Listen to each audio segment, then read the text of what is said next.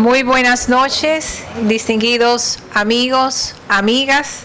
En nombre de la Academia Dominicana de la Historia, les damos la más cordial bienvenida a este salón de conferencias del Archivo General de la Nación, donde nos complace presentar la magistral conferencia sobre presencia judía en la República Dominicana, a cargo del Dr. Herbert Stein, miembro correspondiente de la Academia Dominicana de la Historia. Saludamos la mesa principal, presidida por nuestro honorable presidente de la Academia Dominicana de la Historia, don Juan Daniel Valcárcel.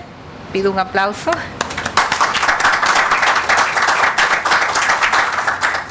Al doctor Fernando Pérez Memén, vicepresidente de la Academia Dominicana de la Historia.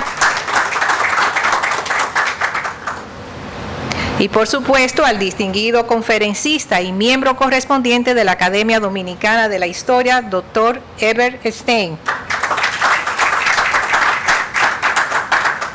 Asimismo, saludamos a los miembros de la Junta Directiva 2022-2025, a los expresidentes de la Academia Dominicana de la Historia presentes aquí, al doctor Frank Moya Pons, al doctor José Checheco, a los miembros de número correspondientes, colaboradores que nos acompañan.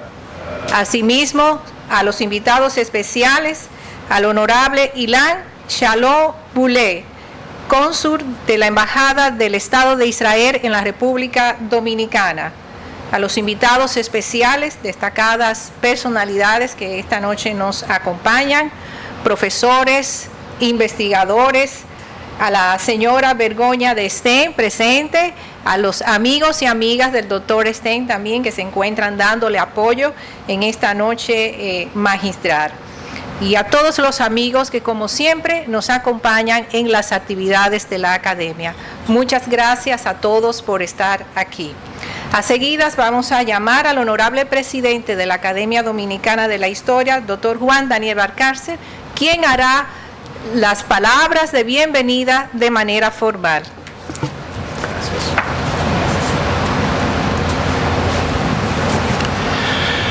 Muy buenas tardes. Bueno, ya es de noche. Muy buenas noches.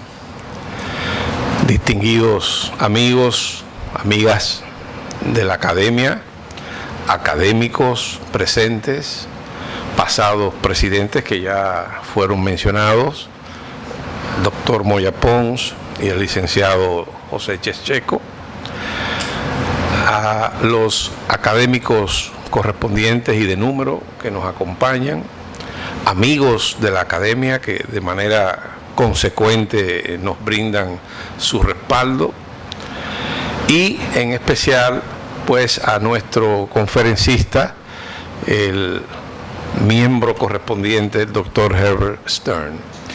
Fernando Pérez Memén, vicepresidente de la directiva actual de nuestra Academia. Nos complace sobremanera ceder este espacio, este auditorio del Archivo General de la Nación, que tan de una manera colaboradora y nos cede este espacio. Ustedes saben cómo está la zona, que al amigo Juan Lladó no le gusta que digan zona colonial, sino el centro histórico de la ciudad, con las dificultades del estacionamiento para llegar, y por eso la Academia pues últimamente está realizando las actividades fuera de nuestra casa de las Academias en la calle Mercedes. En esta noche ustedes saben que Herbert ha sido un consagrado investigador que ha hecho aportes importantes en el plano de la investigación histórica, sobre todo de la medicina en Santo Domingo, y en el caso del tema de los judíos en nuestro país, pues hace ya un par de años nos entregó un libro que estoy seguro que los que no han tenido la oportunidad de aproximarse a él aprovecharán esta ocasión en que él nos va a refrescar el tema para buscar esa obra de Herbert y leerla y entonces poder comprobar los aportes que la etnia judía ha hecho en el desarrollo de la sociedad dominicana desde que comenzaron a establecerse en nuestro país. De manera que nos sentimos muy complacidos, Herbert, la actual directiva, de que hayas accedido a nuestra invitación para exponer ante ustedes su tema sobre la presencia judía en República Dominicana. Buenas noches y que disfruten esta exposición.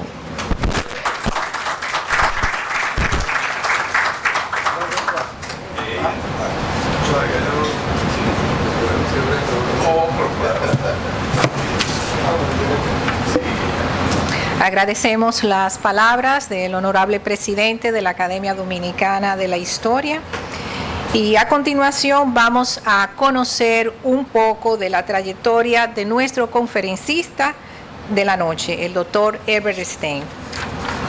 Nacido en Santo Domingo en 1958, egresado de la Universidad Nacional Pedro Enríquez Ureña en 1983 y especializado en oftalmología en la Fundación Jiménez Díaz de Madrid, España, 1984-1988. También ha hecho estudio en el Instituto Barraquer, España, de donde es miembro de mérito desde el 2006. Pasado presidente de la Sociedad Dominicana de Oftalmología 2006-2007. Es miembro de número de la Academia Dominicana de Medicina y de la Academia de Ciencias de la República Dominicana. Académico correspondiente extranjero de la Real Academia Nacional de Medicina de España 2016. Ha recibido numerosos reconocimientos de instituciones médicas nacionales e internacionales. Orgullo UNFU del 2016. Egresado distinguido por la misma Universidad Nacional Pedro Enríquez Ureña. Profesor titular de oftalmología de la Universidad Iberoamericana, UNIBE, desde 1988 al 2018. Miembro del Consejo Editorial de la UNFU. Maestro de la Medicina Dominicana, otorgado por el Colegio Médico Dominicano en el 2017. Best Doctor in Dominican Republic 2017, otorgado por el International Board Surgery and Medicine. Caballero de la Orden Heráldica Cristóbal Colón 2021.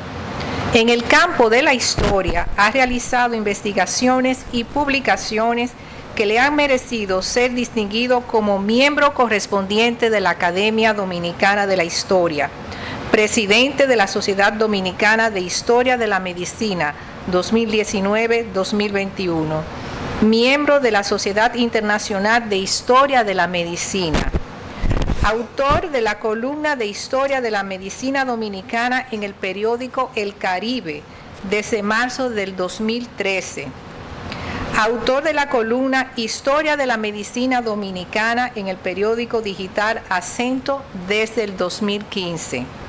Autor de la columna de Historia de la Medicina Dominicana en la revista Oftalred, dedicada a la salud visual desde el 2013.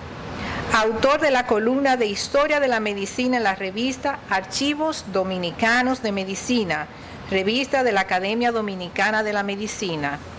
Es autor de diversos libros sobre su especialidad, así como en el campo de la historia, entre los que se destacan Apuntes para la Historia de la Oftalmología Dominicana, que lleva ya 3 ediciones.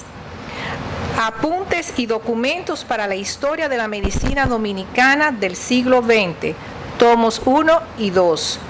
Investigaciones sobre la ocupación y administración de Haití y Santo Domingo. Historia de la medicina española en la República Dominicana. Hechos y documentos sobre la presencia judía en República Dominicana, su última publicación, entre otras publicaciones que tiene el autor. Sin más preámbulos, vamos a llamar a este podio al distinguido doctor Herbert Stein Díaz con su magistral conferencia Presencia Judía en la República Dominicana.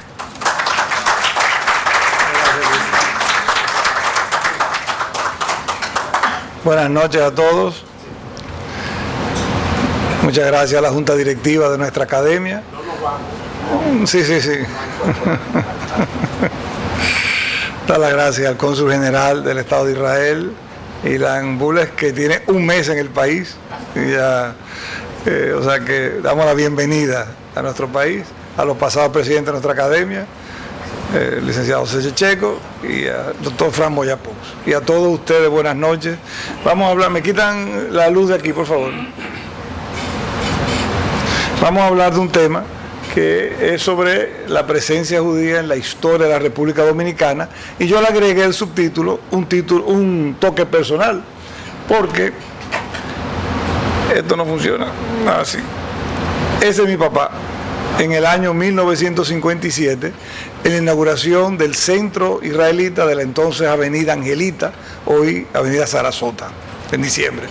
Yo digo que yo estaba ahí porque yo nací en junio del 58, mi mamá estaba ahí junto con mis abuelos, o sea que estaba escondido, pero estaba.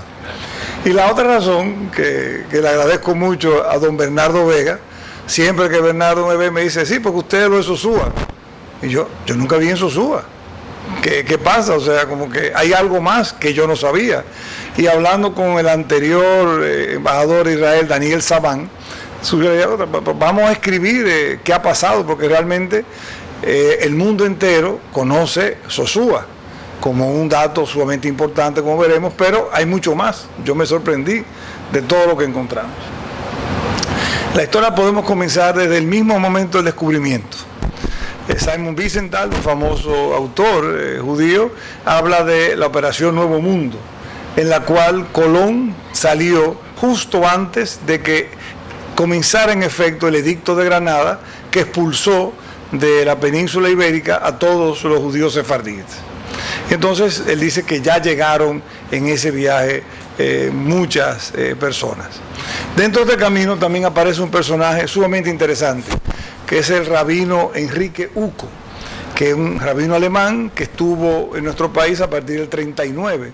Y él hace esta anécdota en una publicación. Dice que él estaba en 1940, asumo que en el parque, en la Glorieta de Independencia, tomando champola. Está con su esposa, acaban de salir de la Alemania nazi, están tomando un juguito y se le acerca un señor y los mira y dice, ¿ustedes son judíos? Claro, el hombre se puso, ¿qué nos va a pasar aquí? Se quedó como que no se atrevía a decir nada, y el señor vuelve y le pregunta, ¿pero ustedes son judíos? Y dice el rabino, sí. Y le dice, pues yo también. Y comenzó a hacer el cuento de don Jaime López Peña. Jaime Horacio López Peña, una figura importantísima en esta historia, descendiente de una de las familias sefardíes que llegaron aquí en el siglo XIX, que mantuvieron muchas tradiciones, como veremos más adelante. En este trabajo vemos dónde estaban situadas las colonias judías o centros judíos en el Caribe. A la salida de la península ibérica, la mayoría de los judíos sefardíes se fueron al Imperio Otomano, Grecia, Turquía, otros se fueron hacia Inglaterra y otros hacia Holanda, los Países Bajos, que era el país con mayor tolerancia religiosa. A partir de ahí comenzaron a venir hacia el Caribe, que había oportunidades de negocio, e instalan en el siglo XVII, en 1640, la primera sinagoga del Caribe en Curazao, que todavía está. Y a partir de ahí viajaban haciendo comercio en todo el Caribe. Carlos Esteban Deive, en este libro de Heterodoxa Inquisición en Santo Domingo, afirma que ya desde el siglo XVII y XVIII venían personas sefardíes a hacer negocios en Santo Domingo, pero se quedaban en los conventos con una vigilancia muy estrecha, o sea que no había realmente un desarrollo. En este trabajo de Moisés Montaz, que presentó en la Academia de Historia, él habla de las principales características de las casas de comercio, que eran las principales casas de comercio en la ciudad de Santo Domingo, que eran de origen sefardí. Y ahí comienzan a aparecer figuras como Abraham Cohen, como David León, Noel Enríquez Atías. Todos esos apellidos que comienzan a sonar fueron personas jóvenes que venían a instalar negocios básicamente de madera desde los puertos del Caribe, traer y llevar. Había barcos que llevaban de Curazao o San Tomás, comienzan a instalarse aquí. Se instalan aquí porque la legislación haitiana no tenía problemas religiosos y se quedaban aquí porque en Haití no podían tener propiedad y aquí sí podían, porque la constitución haitiana de aquella época prohibía que cualquier persona blanca tuviera propiedad, así de sencillo. Entonces comenzaron a quedarse aquí, a integrarse en la vida dominicana y a hacer negocios, a crecer. La mayoría vinieron solteros, jóvenes, comenzaron a casarse con dominicanas católicas. Y ahí ocurre lo que el rabino Uco llama la fusión de los sefardíes con los dominicanos, que es un fenómeno único. En casi todos los países del mundo donde ha habido comunidades sefardíes suelen ser bastante cerradas. Aquí hubo la fusión y se integraron normalmente en este camino. Se dice que también contribuyeron con la Trinitaria, con Duarte, para poder llevar a cabo el movimiento de nuestra independencia. Y de hecho, la primera embarcación que tuvo la bandera dominicana fue la Glorieta Leonor, que fue a buscar a Duarte a Curazao y era de la empresa Rothschild Cohen de capital judío. Y don Pedro Troncoso Sánchez en su libro sobre Duarte narra ese momento cuando ellos ven esa goleta que viene del puerto de Curazao y de repente ven, y esta bandera, y ven la enseña tricolor. Algunos de los personajes importantes de esa época, Abraham de Marchena, don David León, que fue vicecónsul británico en nuestro país, fue una figura sumamente importante y ya comenzaban a establecerse en nuestro país, pero también a relacionarse con las familias de aquí. Desde luego, a lo largo de esos años hay una aceptación de los comercios, comienzan negocios como los Leiva, León, Curiel, que son apellidos que suenan mucho, y desde el mismo momento de la independencia no ha existido en nuestro país ninguna actitud antisemita. De hecho, en una famosa carta de Santana al gobernador de La Vega, que se quejaba de los precios que pagaban los comerciantes judíos por la madera, que era muy alta, Santana les dice, óyeme, no se metan con esa gente que lo que viene aquí a hacer negocio y no molestan a nadie. Eso fue en el año 1856. Luego encontramos que vinieron judíos de Canarias en 1860, cuando la famosa inmigración de canarios, agricultores que se quería traer a otro país. Pero encontramos algo más interesante de Luperón. En esta revista, este periódico de 1882 en Francia, se cita una carta que le envía el doctor Betanier, que yo pienso que era el doctor Betances, Ramón Emeterio Betances, que estaba en ese momento en París con Gregorio Luperón, donde Luperón se dirige a la Alianza Israelí Universal y le dice, óyeme, nosotros en República Dominicana estamos abiertos a que vengan de cualquier religión, en nuestro país no hay ningún problema. Cualquier persona que quiera venir a trabajar en nuestro país es bienvenido. Y eso fue en 1882, manteniendo esa tesitura hacia nosotros. Seguimos encontrando datos sobre esa presencia en la comunidad dominicana. Aparece la famosa obra de Federico Enrique Carvajal, La hija del hebreo, que es una obra de un descendiente sefardí, hijo de Noel Enríquez Atías, y publicó esta obra en 3 actos que fue muy comentada en la época. También en los papeles de Rabino Uco hay esta presencia en el periódico El Porvenir de Puerto Plata, donde se narra una boda judía y cómo fue y alaba siempre la comunidad. Y en el año 1880 se formó la Sociedad Cosmopolita para hacerse cargo de la parte no católica del cementerio de la Avenida Independencia, que se llamó originalmente Cementerio Inglés, porque ahí se sepultaban las personas que eran básicamente protestantes no católicos. Y estaba muy destruido en la ciudad de 1880, y los que participan en el desarrollo de esa sociedad cosmopolita para cuidar ese cementerio que mucha gente conoció después como cementerio cosmopolita eran todos apellidos sefardíes: Lemos, Marchena, Cohen, Castro, Curiel. El Castro era Crasto originalmente, y eso está muy bien descrito en los artículos de Américo Prieto Noel, recientemente fallecido, y que escribió todos estos nombres con muchísimo detalle, también don Antonio Guerra, que publicó sobre todo este tema.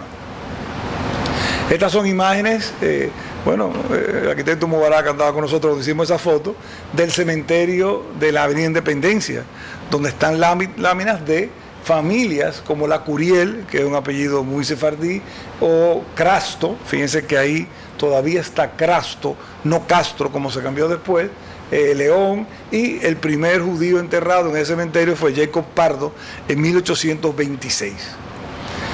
Este es el primer censo realizado en 1920 en nuestro país durante la ocupación americana, y ahí vemos que en diversas partes del país había religión hebrea en Puerto Plata, en Montecristi, en Santo Domingo y en Azua. En Santo Domingo había 127 personas que decían tener religión hebrea.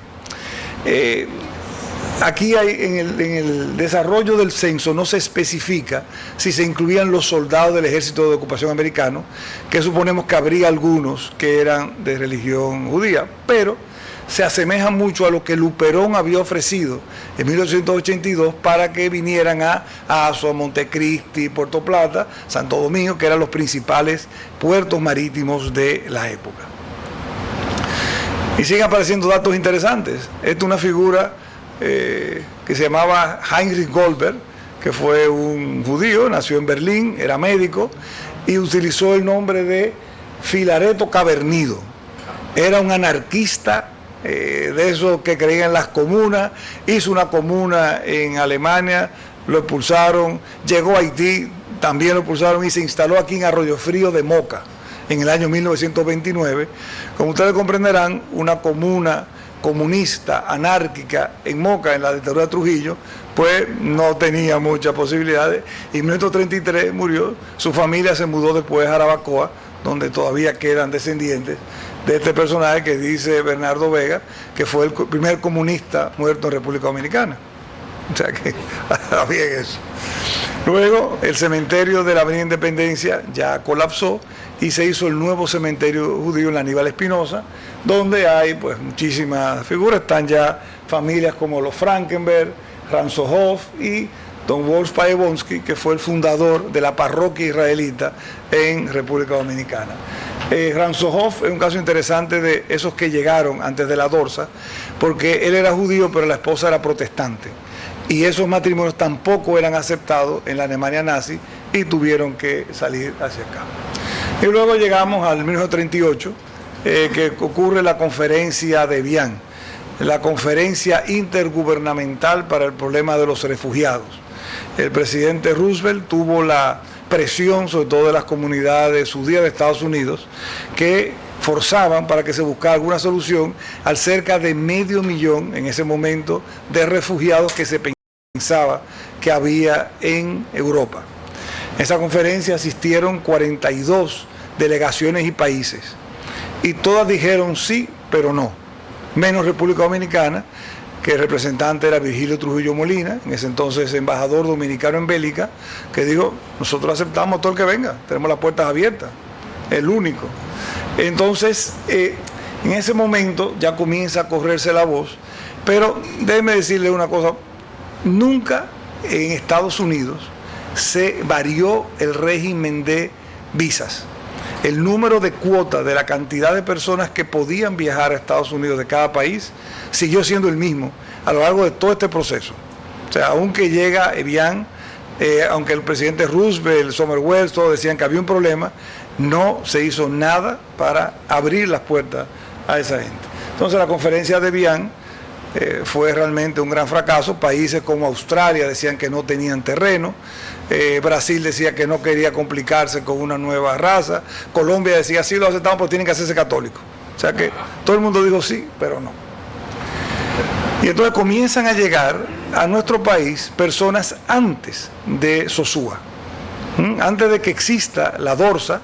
Comienzan a llegar refugiados que oyen que en ese país, República Dominicana, aceptan a todo el que vaya. Entre ellos mi papá recuerda, de niño, cuando mi abuelo dijo que iban a ir a esa República Dominicana, y él buscó ¿se acuerdan los mapas globos del mundo? Comenzó a buscar eso, y ese puntito, bueno, esa es la República Dominicana. Entonces, comienzan a llegar personas a nuestro país. Este caso de Alfred Peckel, que su antigua profesión era jurista, abogado, su más reciente profesión era contador, llega a nuestro país y entonces en los registros de la época aparece como agricultor. Porque la ley de aquella época decía que se iba a acoger a todo aquel que quería venir a trabajar como agricultor y así conseguía la nacionalidad dominicana. Y este señor Peque le entró por Dajabón en noviembre de 1938 y se estableció, y aquel caso también de Sulzman, que también llegó a principios del 39. A todo eso, ese formulario era de la Joint Commission que ayudaba a esas personas, y es un documento de un señor llamado Steinman, que era un empresario alemán que estaba aquí. Son cerca de 105 registros de familias. A todos se le preguntaban si tenían de qué vivir y qué pensaban hacer. La mayoría decían, yo me quiero ir a Estados Unidos. Decía, por ejemplo, me quiero ir a Canadá. Tengo quien me recoja allá, pero eso es el 39. Todavía no existe la DORSA. Sobre el origen de por qué se viene aquí hay muchas teorías. Hay una carta de Moisés García Mella recomendando a unos clientes judíos que por qué no venían aquí. El doctor Joubert me ha informado de también una persona, el apellido Ronnie, con los Inver, que también propusieron que vinieran personas aquí. Pero lo que sí sabemos es que en el 39 ya Rosenberg, que era un empresario de Nueva York, judío, había organizado la idea de traer refugiados aquí a nuestro país. Una semana después, Trujillo le responde a Rosenberg diciendo que no hay ningún problema. Ya habla ahí de que había 200 judíos refugiados en el país. Habla de que no había una estructura para recibirlos y que el gobierno dominicano los aceptaba. Una carta de Sommer Wells, dirigida a Rosenberg, donde decía que ya que en todas partes del mundo ha fallado las diligencias, la última la había hecho Linton Wells en Angola, a ver si conseguía terreno, pues vámonos con la opción dominicana. Y así llegan a República Dominicana a organizarse la DORSA. Pero permítanme explicarle un poquito de dónde vengo yo, cómo venimos nosotros.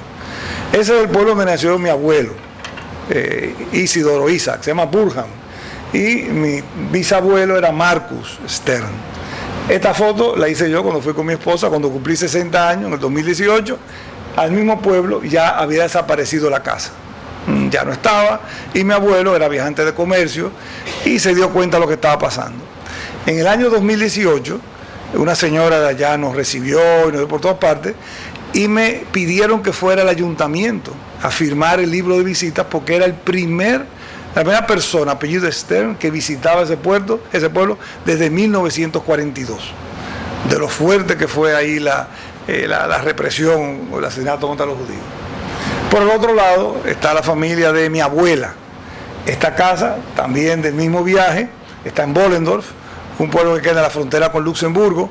En esa casa nació mi bisabuela, mi abuela, mi papá y mi tío. Está en una casa que sigue ahí todavía. Este es mi bisabuelo Adolf, con mi papá en brazos, y esta es mi bisabuela Marianne Steinberger, nacida Levi. Estos son mis abuelos en el 1925, y esta es una foto de mi abuela y su hermana Erna cuando eran pequeños en Bollendorf. Mi abuelo, que era muy listo, dijo, de aquí hay que irse. Sobre todo después de noviembre del 38, cuando pasó la noche de los cristales rotos, Kristallnacht. Todas las tiendas de judíos de Alemania fueron rotas. En Bollendorf llegó el día siguiente, el 10 por la mañana. Mi papá estaba en la escuela, mi papá tenía 11 años en ese momento, no había cumplido los 12, y el profesor lo llama y dice, tienes que irte. Entonces mi papá va caminando, y en una casa estaba toda la familia escondida. Ahí dijo mi abuelo, de aquí hay que irse. Mi bisabuelo dijo que no, él era alemán, él peleó en la Primera Guerra Mundial, tenía su vida entera ahí, ¿cómo se iba a ir? Pero mi abuelo decidió irse, y a través de Friedrich Schadt, que era la concesionaria, consiguieron sitio en el Consulhorn, un barco que hacía la ruta Hamburgo-Ciudad Trujillo. Ese es mi abuelo, mi papá y mi tío en el barco durante la travesía. Llegaron a Santo Domingo, este es el permiso de desembarco del 19 de julio del 39 y el de mi tío Arnold. Mientras tanto, seguía la vida Ya Roosevelt le había escrito a Rosenberg, qué bueno que se va a hacer esa iniciativa, que bien, nadie dio un centavo, ningún gobierno, el dinero lo puso Rosenberg, que lo recaudó, $200,000 de aquella época para iniciar el proceso. Y esta es la misma hoja de los documentos de Steinman, donde mi abuelo dice que lo que él es comerciante, a mi papá, a mi tío, y eso se llenaba para que todo el mundo supiera qué necesidades económicas tenían, y eso mis padres, mi abuelo decidieron mudarse a Santiago, porque había una comunidad europea, y según mi abuela, en el barco le dijo que ahí jugaban canasta, bridge, y eso le pareció muy bien, y se fueron a Santiago, donde vivieron siempre. En enero de 1940 se firma el convenio de la Dominican Republic Settlement Association, la DORSA, para alojar aquí una cantidad de refugiados que vinieran de toda Europa. El acuerdo, el periódico que decía que Trujillo estuvo en la firma, que no estuvo, pero los periódicos de la época decían que sí, y comienzan a llegar los colonos en mayo del 1940. Llega el primer grupo hacia Trujillo, ya en junio ya hay un proyecto de casas que todavía están ahí, que construyó el ingeniero Rafael Bonelli. Y aquí comenzamos las preguntas. ¿Por qué el gobierno dominicano fue tan generoso? Hay muchas versiones. Se dice que Trujillo quería limpiar su imagen después de la matanza del 1977. Se dice también que hubo dinero de por medio, lo cual no es cierto. Y bueno, pero si ustedes se fijan en la historia, este es el documento del rabino Uco sobre la fusión de los sefardíes, donde todas esas familias estaban integradas en la vida dominicana. Ahí tenemos dos personas muy importantes, Max Enrique Ureña y Arturo Logroño Cohen, dos descendientes sefardíes. Y encontramos en las memorias de doña Amada Nivar de Pitaluga, la mamá de Amadita, que murió hace poco, donde ella habla de Esther García, una niña judía que se había quedado huérfana, el hermano que don Abraham Cohen los acogió, y es la abuela de Moisés García Mella. O sea que los círculos se van cerrando. Desde luego se instalan en Sosúa, imagínense lo que era Sosúa en esa época, había enfermedades, calor, pero se instalan, hacen las cosas temporales. En los periódicos, sobre todo norteamericanos, sí se habla de que llegaron los primeros 44, de que esto es una maravilla, que vienen a inspeccionarlo.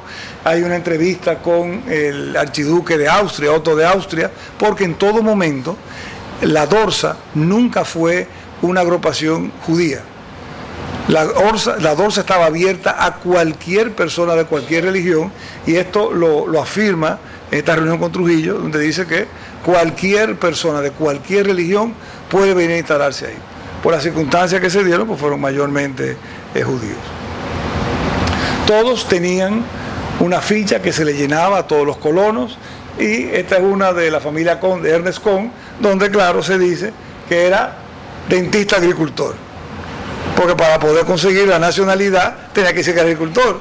Mi abuelo tuvo que comprar un terrenito en Constanza para decir que era agricultor, pero yo creo que nunca sembró absolutamente nada, pero era lo que decía la ley, y en esa época la ley había que cumplirla.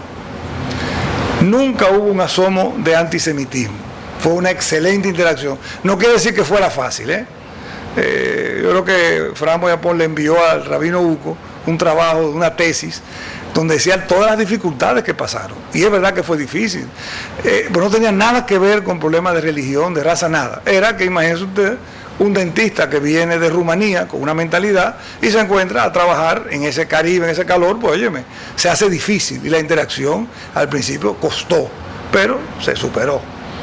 Claro, la agricultura se dieron cuenta de que era imposible, que como tú coges un dentista, un médico que estaba en Viena y le dice comienza a labrar la tierra, o sea, no podían, y ahí viene la agricultura como una opción.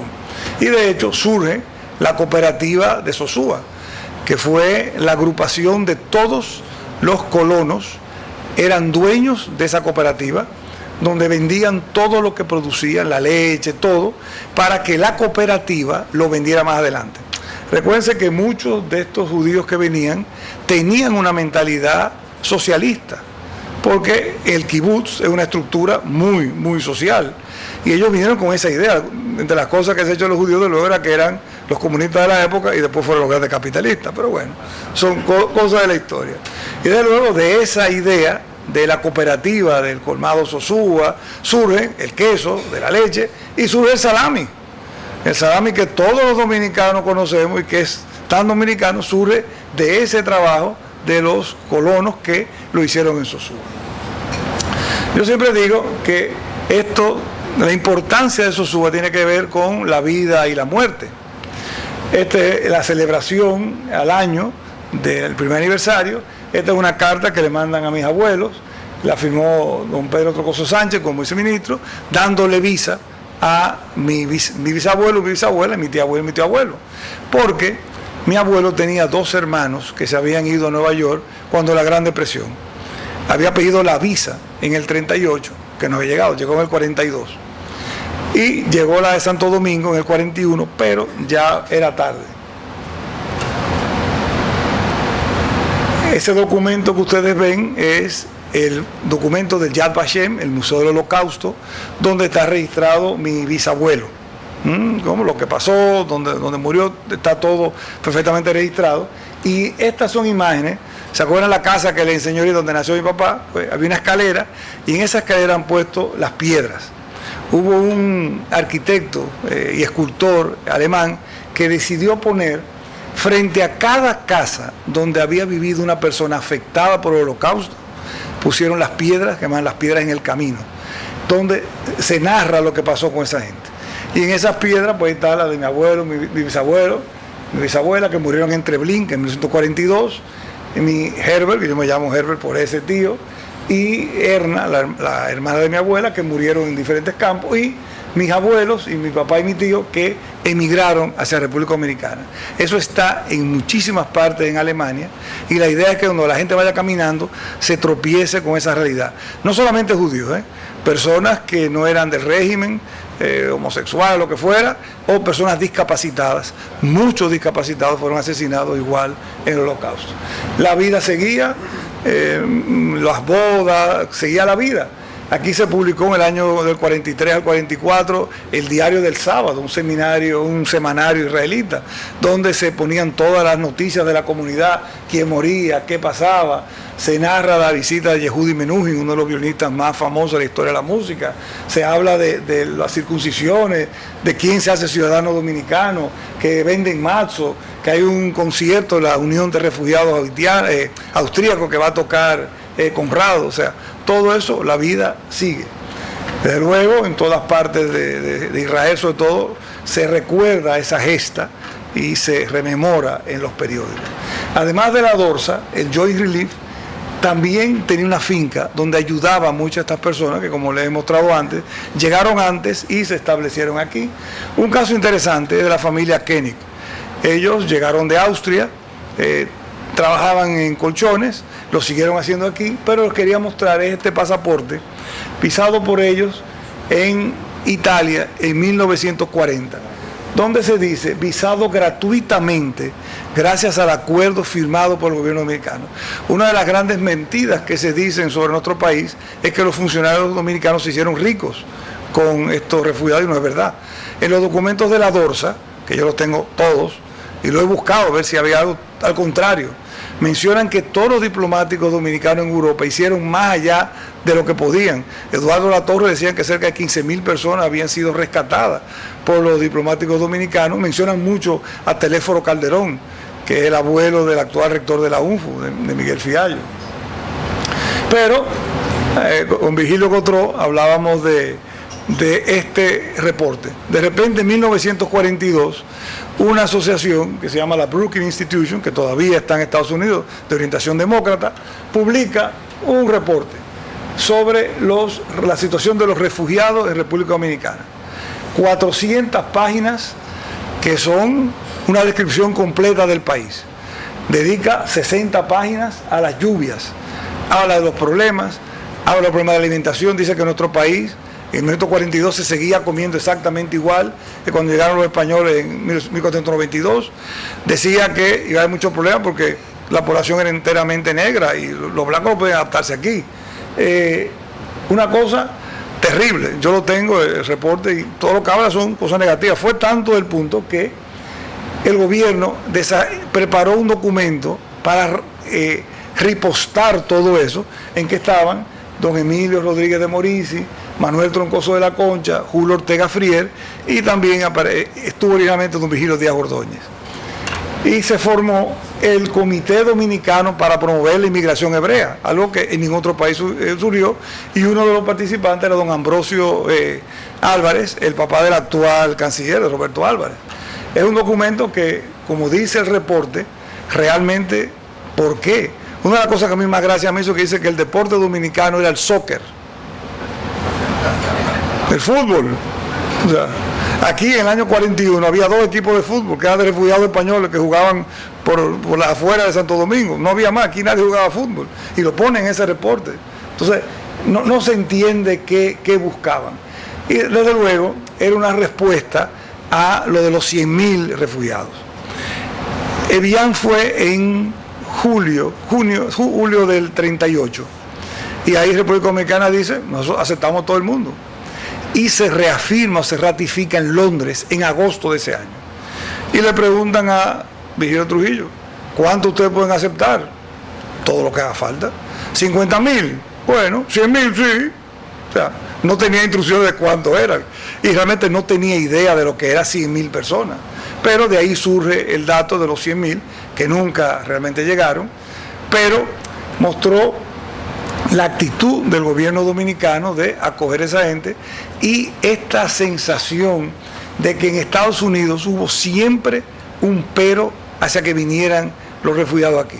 No sé si por cuestiones de Trujillo, no está claro, pero no hay ningún documento, no hay ningún documento que apoye que Estados Unidos ni abrió las visas para que vinieran más refugiados a Estados Unidos aquí, ni contribuyó económicamente con nada. Del Rabino Uco tenemos este dato de las familias que estaban registradas en el centro israelita de Santo Domingo en 1943. Ahí está listado de todos, que todos son familias que se han integrado también, ahora veremos eso, en lo que yo llamo la segunda fusión. Este es un documento de 1949 en el cual se envía a Filipinas a Anselmo Paulino de Nicolás Pichardo, el médico cardiólogo, el mejor internista dominicano de todos los tiempos, a ofrecer el apoyo dominicano a que vinieran personas refugiadas judías que estaban también en Rusia, que vinieran a la República Dominicana, 1949. Y el rabino Uco, que seguía intentando registrar la historia, todavía en el 56, él mandaba cartas a la asociación judía que le dieran $3.000 para él venir a completar la investigación, pero no había ningún interés. Se decía que una vez pasada la Segunda Guerra Mundial, todo el dinero debía usarse para los refugiados en Europa y no para que vinieran a nuestro país. El periódico Nación seguía registrando lo que pasaba y la vida seguía, tenía que seguir. En 1965 se forma el Instituto Dominico Israelí. Ahí está don Enrique de Marchena y está don Enrique Cabral, ¿no? Estaba en ese instituto que sigue vigente todavía. Tuvimos la visita de uno de los más importantes diplomáticos israelíes, Abba Eban, hombre famoso, que estuvo aquí junto con una misión para ayudar al desarrollo ganadero en nuestro país. Siempre ha habido esa actitud. Entonces yo llamo que eso fue la segunda fusión. Y yo soy herencia de esa segunda fusión, porque mi mamá era católica. Mi tía Josefina Santiago también, o sea que, y muchos de esas familias que llegaron a Sosúa, o llegaron aquí también se integraron totalmente a la vida dominicana, sin ningún problema, y nunca ha habido en nuestro país, a nivel estatal, ni de política, ningún acto de antisemitismo. Posiblemente, ustedes ven Cuba tuvo muchísimos problemas con la comunidad judía cubana, o en Argentina, aquí nunca pasó nada de eso. Y los aportes, desde luego, sí, vamos a mencionar algunos. ¿Cómo usted puede hablar de la ciudad colonial o la zona central, como le quieran llamar, sin Edwin Walter Palm? La persona que realmente dio el valor a lo que era la ciudad colonial. Hasta ese momento eran ruinas que nadie le había hecho demasiado caso. Y es realmente él que le da ese valor con sus trabajos sobre la ciudad colonial. Los médicos tenemos este trabajo fabuloso sobre los hospitales antiguos de la Española, publicado para la Conferencia Sanitaria Panamericana en 1950. De Moncito Báez López Peña, su famoso trabajo, ¿Por qué Santo Domingo es así?, que es como yo supongo que para los arquitectos, como un referente para entender lo que ha pasado allá en Santo Domingo. Y que hablar de los descendientes de Noel Enríquez Atías, uno de ellos, don Francisco Enríquez y Carvajal, don Pancho, que fue médico, cirujano, presidente de la República y fue el padre de los Enríquez Ureña, que eran, ¿verdad? Aquí hay una foto de Camila Enríquez Ureña en los años 30 en Cuba, que había sido hecha presa porque fue a apoyar a unos izquierdistas norteamericanos en La Habana en los 30, y desde luego Pedro Enríquez Ureña, el más grande lingüista hispano, y don Max Enríquez Ureña, que diplomático y escritor, y en algunos sitios aparece la referencia de que el discurso de bienvenida a las Naciones Unidas, al Estado de Israel, lo pronunció Max Enríquez Ureña, que era, por casualidad, un descendiente sefardí. Desde luego, don Enrique de Marchena, diplomático, pianista, con muchos trabajos interesantes sobre la música en nuestro país, compuso varias obras interesantes que existen. Y una figura interesante es Abel Eisenberg. Este es un judío mexicano de origen polaco que vino a nuestro país a organizar la Orquesta Sinfónica y el Coro Nacional. En los años 40 él es quien crea la estructura para después desarrollar nuestra Orquesta Sinfónica. Un personaje interesantísimo es Saúl Steinberg. Saúl Steinberg era un rumano que vivía como arquitecto y dibujante en Milán, y de repente llega la guerra y él se queda sin nacionalidad. No le quieren dar pasaporte, está en el aire. Y consigue, a través de muchos amigos, que le den permiso para pasar por Estados Unidos, para llegar aquí, donde él decía que se iba a establecer. Tuvo 2 años aquí, hizo muchísimos anuncios de conciertos, de actuaciones, y cuando llegó a Estados Unidos fue el gran dibujante de la portada del New Yorker, una de las revistas más importantes de Estados Unidos. Él fue el gran dibujante y pudo hacer su carrera porque aquí fue acogido y vino a nuestro país. En la pintura, Ernesto Lothar o George Hausdorff eran personas que venían con un conocimiento, una escuela que comenzaron a enseñar aquí.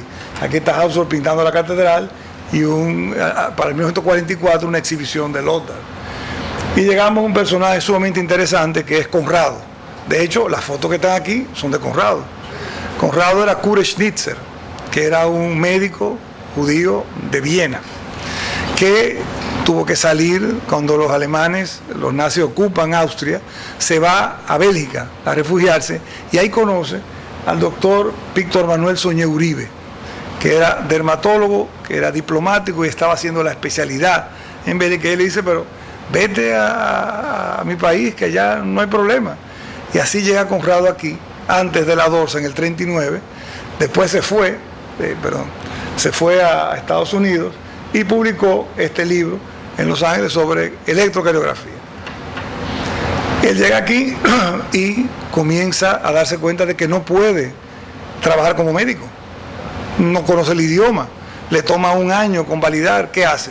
Tenía una Rolleiflex de esas 120, de 2 lentes, y comienza, al igual que Ana María Schwartz, otro personaje, comienzan a hacer fotos de todas las actividades.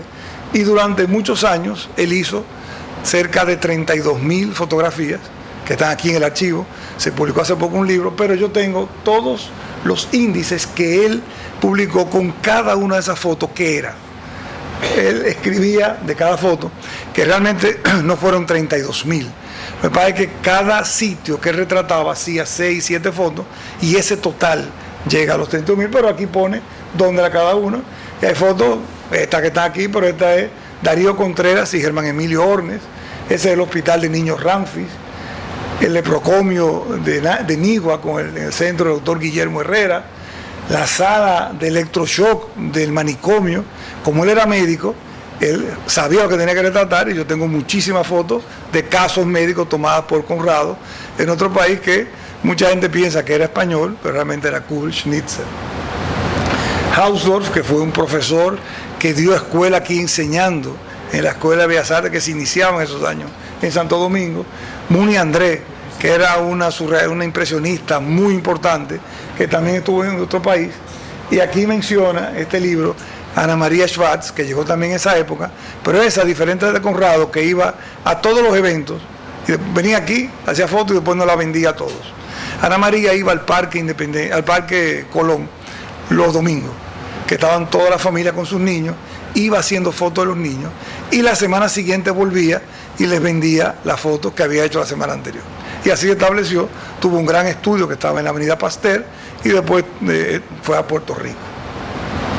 En medicina, desde luego, el doctor Cohen, de descendencia israelí, fue el más importante de los parteros, ginecólogos de los años 30, 40 en el Hospital Internacional. El doctor Alberto Payebonsky, de los primeros radiólogos bien formados en nuestro país. Pedro de Marchena, el doctor Weiss, que estuvo aquí como ortopedista. No se puede hablar de SIDA en República Dominicana sin hablar de Ellen Levy, es la persona que comenzó a describir los primeros casos y creó la conciencia de lo que era el SIDA en los años 70, 80 en nuestro país. Empresas de todo tipo, desde la familia Frankenberg, Radio Centro, Otto Shiva, una empresa capital judío cubano, de Isaac Rutman, La Casina, considerado uno de los mejores restaurantes de Santo Domingo, Víctor Levy, Eduardo Kaiser, Security Force, una empresa israelí, los cines de Gregory, Colchones La Reina, que siguen haciendo los colchones los Kenny, tantos años después. ¿Qué hablar del cine? De lo que hizo Charles Bluhdorn, que era judío, que trajo aquí la moderna industria del cine con Alto de Chabón, la famosa escena de Apocalipsis Now en el río, fue filmada aquí por Bluhdorn. Kenneth Brother, nuestro amigo Kenneth, que fue quien comenzó la cocina de fusión junto con Huicho Rose en nuestro país, los Frankenberg con tanta familia, la familia Chimensky y Payebonsky, los únicos judíos lituanos que vinieron a nuestro país, eran familias y se instalaron en Samaná, y son familias que han contribuido muchísimo. Kenneth, cirujano, Edwin, dentista, o sea, son gente que se han integrado. Los Schwarzwald en Santiago, una empresa de actividades como Alquifiesta, es realmente una historia con muchísimos aportes.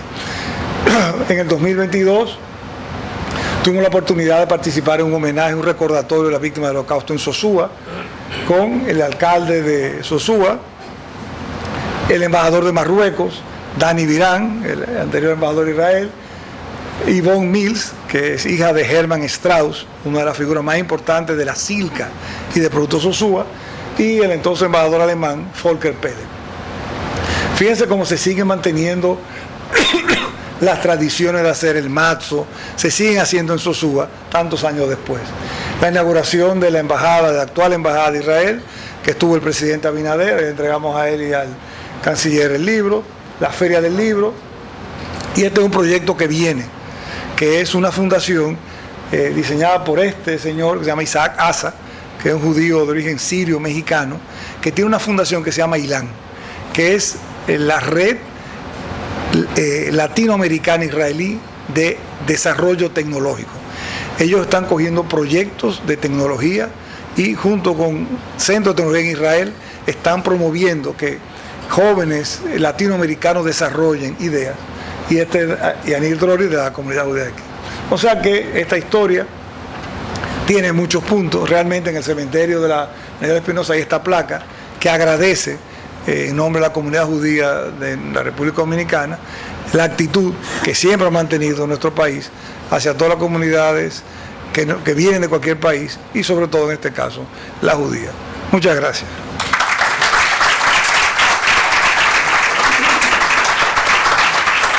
Ahorita me corrigen.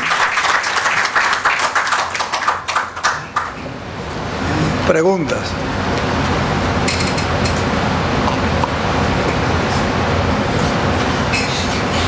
Por allá hay una mano. Adelante, adelante.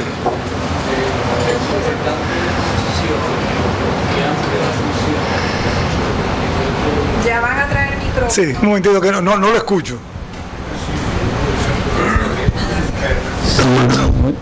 Tú no que tú hablas mucho, tú eres político. Muy buenas noches, mi nombre es Guillermo y siento la inquietud que de su importante exposición, pues me llamó mucho la atención que en esos periodos de migración judía había una crisis en el país, ha habido crisis.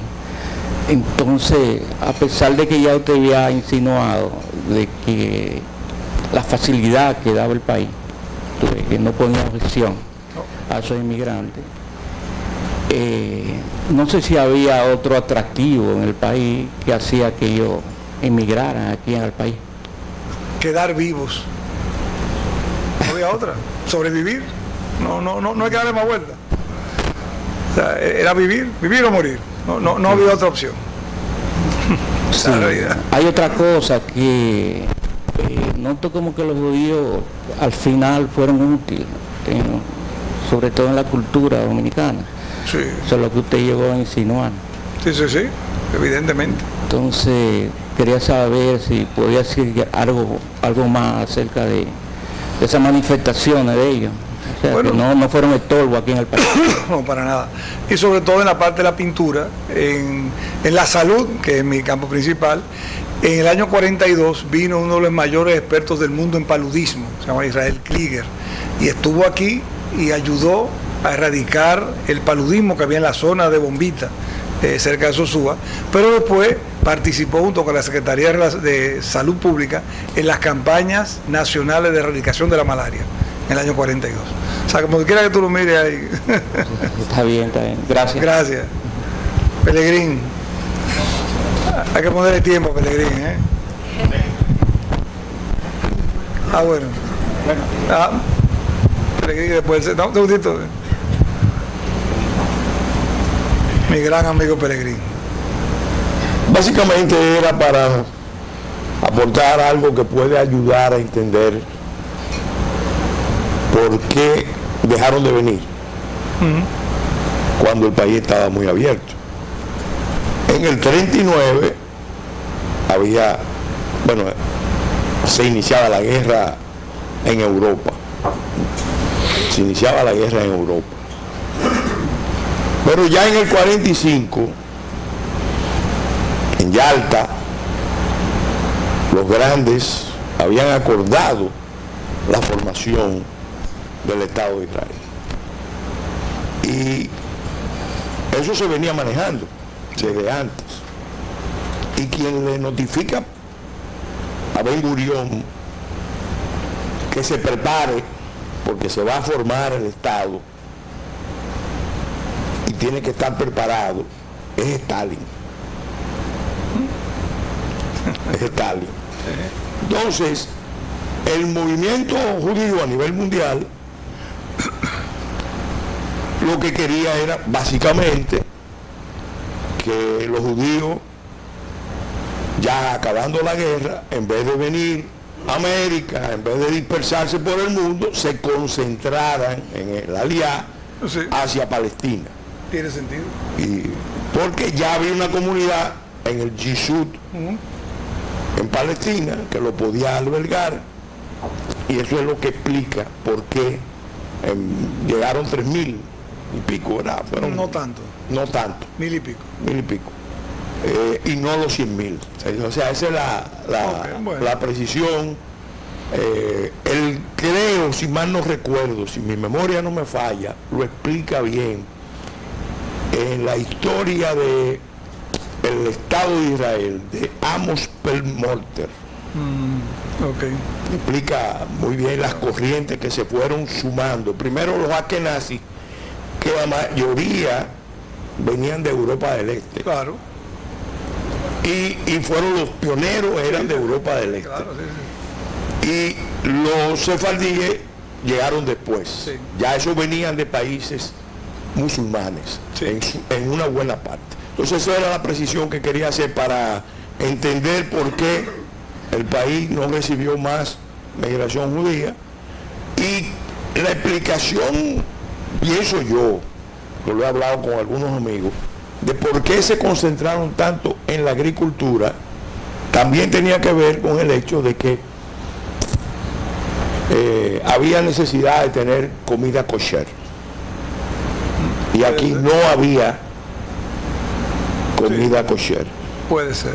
Entonces ellos necesitaban generar sus propios alimentos kosher. Duró poco con el salami, ¿eh? O sea, esa teoría Bueno, pero tú lo ves en todo lo otro, la leche, el queso. Y obviamente los practicantes ahí tenían, pero eso quizás explique. Finalmente lo último, ¿por qué República Dominicana es tan abierta? Lo explica Bonó en un ensayo en 1884. Él decía que República Dominicana era un pueblo con una actitud cosmopolita, que tenía que ver con el hecho de que teníamos una desventaja demográfica y queríamos abrirnos al mundo para superar el problema serio que teníamos de una comunidad pequeña amenazada históricamente por una comunidad mayor.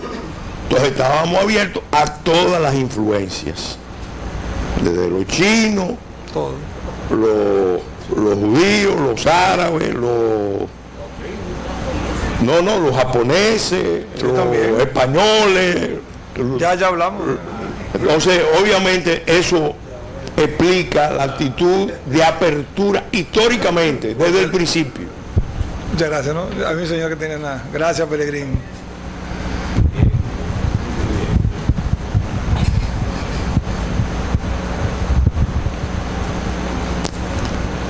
Me da mucho gusto. Buenas noches. Yo soy Ramón Rosario, estudiante de Historia de la Universidad Autónoma de Santo Domingo, y aquí con mi compañero también. Qué bueno que conocemos esa historia tan bella y al mismo tiempo nos pone de ejemplo. Y me llegó a la mente así rápido que el salami, el salchichón, es un legado de los judíos. Sí. Eso que comemos típicamente, y que de una manera u otra se produce y se consume, es un legado de los judíos. Pero usted, como dominicano y al mismo tiempo ya con una descendencia judía directamente, a su juicio, ¿cuál es el mayor legado de los refugiados judíos en República Dominicana? Y si puede mencionar algunos, que yo sé que son varios, pero el principal legado que se ha quedado en nuestro país. O sea, es muy difícil elegir uno, porque en medicina hay muchísimo de esa época, porque no he hablado de todo lo que pasó en Sosúa con la parte médica, que fue muy interesante, porque ahí vinieron gente que eran profesores en Europa, que se instalaron en Sosúa. Pero creo que si usted elige un legado de esa época, Conrado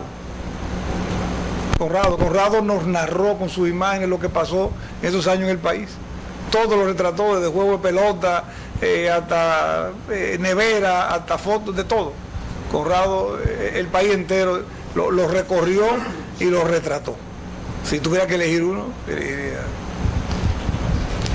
diga. Para terminar, tengo otra pregunta y quiero aprovechar el tiempo, porque es bueno aprovecharlo ahora con su participación directa, porque usted también es un personaje que yo lo califico como un científico dominicano. Muchas gracias. Yo soy un médico. A mi juicio, mediante la historia del Holocausto, Alemania tiene todavía como una deuda histórica pendiente. Y yo creo que esa deuda histórica la estamos esperando especialmente para que se haga justicia con los judíos. ¿Qué opinión le merece? Alemania mantiene vivo, o sea, no se puede confundir Alemania con los nazis. O sea, había gente buena y había gente mala. Ahora les voy a hacer una historia. Pero la realidad es que Alemania mantiene vivo continuamente lo que fue el Holocausto para que ninguna generación se le olvide. Y había gente de todo tipo. Había gente muy mala, porque sabemos que hubo gente, en todos los países de Europa hubo gente muy mala, pero mucha gente buena. Les voy a poner un ejemplo. Esa casa que yo les mencioné antes, donde nació mi abuela, nació mi papá, al frente vivía una familia que era los Spang, que era la mejor amiga de mi abuela de niña. Jugaban frente, un pueblecito de 1.640 habitantes. Cuando salen mis abuelos en el 39, tienen que salir y entregar la casa porque se la han ya ejecutado, ¿verdad? La han expropiado, como era lo normal. Y mi abuela le entregó todo a su amiga, Liz, que vivía al frente, Liesel, no Liz como nosotros. Cuando mi abuela volvió en el 74 a Alemania, todo lo que ella había dejado estaba intacto. 35 años la señora lo había guardado para entregarse. O sea que hay gente buena en todas partes. O sea que no se puede confundir los malos con lo que pasó. Y Alemania no ha dejado de mantener viva en todos los actos que hay. El embajador o embajadora alemana siempre está presente. Volker, el embajador anterior, siempre que había el acto del Holocausto, era el que más se emocionaba. Cuando daba su discurso realmente se emocionaba, ¿no? Porque es una cosa que está, y se ha hecho mucho en ese sentido, sobre todo para que no se repita. Cada vez que tú ves las intolerancias, hay que poner atención. Por último, ¿cuántos años le tocó escribir el libro? O sea, ¿cuántos años le tocó a usted escribir el libro actual, La presencia judía? Unos 10 años. 10 años. Yo tengo el libro y es una joya. Gracias. Es una joya y lo estoy releyendo. Claro. Y sé que muchos dominicanos van a encontrar cosas que verdaderamente la estamos viendo y nos pone en contacto, porque la historia te renueva. Claro. y te enseña cómo son las cosas actuales. Muchas gracias. Ah, bueno. Ah. Sí, después Ilan. Hola, doctor, muy agradecido con la presentación. El tema judío siempre me ha atraído muchísimo, y más porque somos de los seguidores de Erwin Walter Pan en el país. Tenemos la Fundación Erwin Walter Pan, algunos miembros aquí presentes.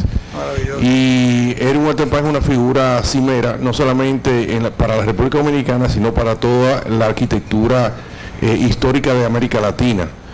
Argentina, Colombia, México fueron beneficiarios de su gran talento. Y después que se fue a la República Dominicana, en 1954, en Alemania, en Heidelberg, logró que se hiciera la Cátedra Latinoamericana de Estudios Latinoamericanos, que ha dado muchísimos frutos.